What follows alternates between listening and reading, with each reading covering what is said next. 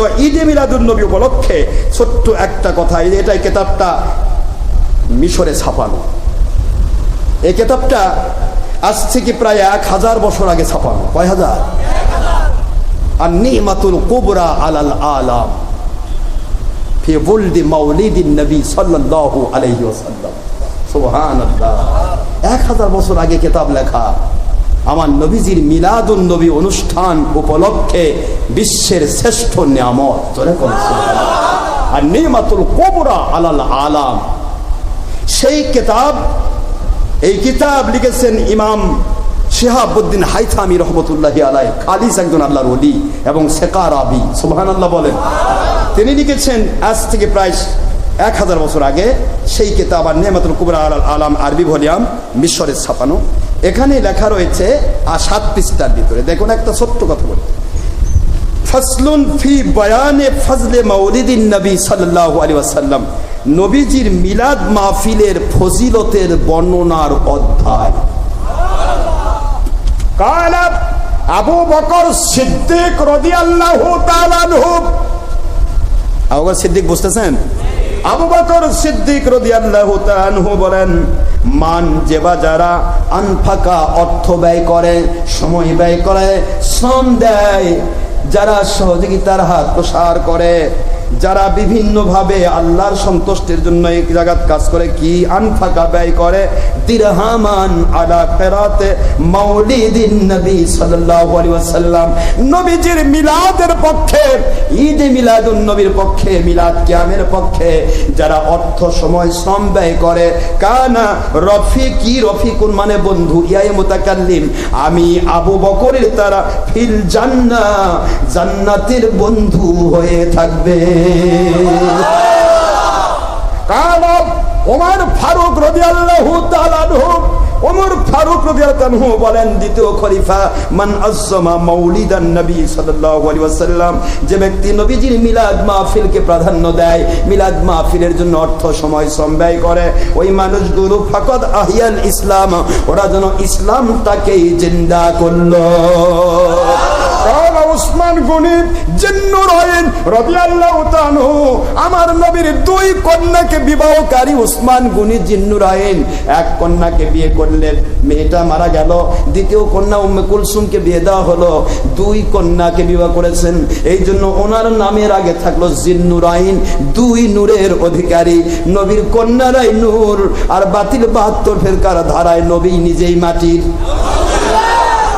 উসমান গনি জিন্নুরাইন, 2 নূরের অধিকারী উসমান রাদিয়াল্লাহু আনহু বলেন, মান আনফাকা দিরহামান আলা কিরাতে মাউলিদিন নবী সাল্লাল্লাহু আলাইহি ওয়াসাল্লাম, সব মাউলিদিন নবী, একটা তো সিরাতুন নবী নাই। কথা করছেন না কেন জোরে? আমার নবী বলেন, নবীজির সাহাবী বলেন, ওসমান গনি 3য় খলিফা বলেন, যে ব্যক্তি মিলাদুন নবীর পক্ষে অর্থ সময় শ্রম ব্যয় করে, ফাকা ফাকা আন্নামা শাহিদা গাজওয়াতা বাদরি ওয়া হুনাইন, ওই মানুষগুলো বদর আর হুনাইন যুদ্ধে যারা শহীদ হয়ে গিয়েছিল, ওদের সাথে জান্নাতি বন্ধু হয়ে যাবে।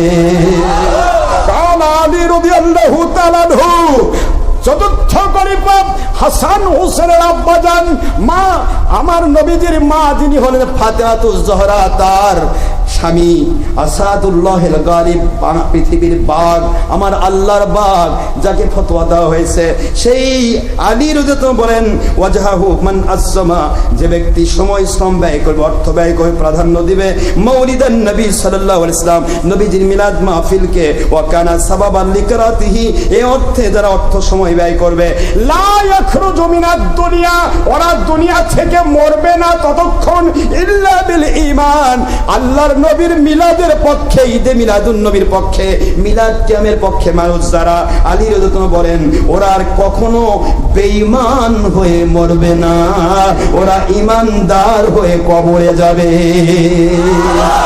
ইয়াখরুজু মিনাদ দুনিয়া ইল্লা বিল ঈমান, ঈমান ছাড়া ওরা কবরে যাবে না, কারণ ওরা তো করতেছে আমার নবীর মহব্বতে, আর নবীর মহব্বতের নামই হলো ঈমান। আল্লাহর নবীর সাহাবী বলেন, ওয়ায়াদখুলুল জান্নাতা, ওরা মিলাদুল নবীর পক্ষের মানুষ, নবীর মহব্বতের মানুষ, ইয়াদখুলু ঢুকে যাবে জান্নাতা, জান্নাতের ভিতরে, বিগয়রি হিসাব, বিনা হিসাবে। জোরে বলুন সুবহানাল্লাহ। হযরত হাসান বসরি রহমতুল্লাহ আলাইহি শ্রেষ্ঠ তাবেঈ সাহাবায়ে কেরামের পরেই যার স্থান, নাম হলো হাসান বসরি রহমতুল্লাহ আলাইহি, ইমামুত তরিকত শরীয়ত, স্বয়ং আলী রাদিয়াল্লাহু আনহুর খলিফা। সুবহানাল্লাহ বলেন।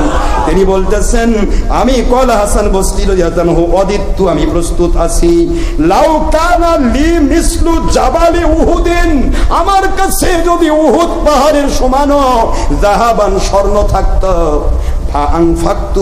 ওই পুরা উহুদ পাহাড় সমান বিশাল স্বর্ণের ওই পাহাড়টা আমি ব্যয় করে দিতাম, দান করে দিতাম, খরচ করে ফেলতাম আলা কেরাতে মাউলিদিন নবী সাল্লাল্লাহু আলাইহি ওয়াসাল্লাম, নবীজির মিলাদের পক্ষে আমি ব্যয় করে দেওয়ার জন্য প্রস্তুত ছিলাম। আল্লাহু আকবার বলেন। এই হলো ঈদে মিলাদুন নবীর দলিল।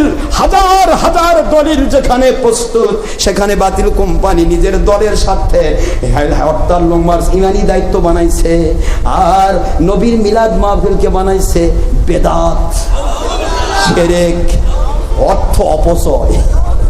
আরে বাবা, তোমার দলের আর পেটের পক্ষে হলে ওটা হলো হারাম, হলেও ফরজ।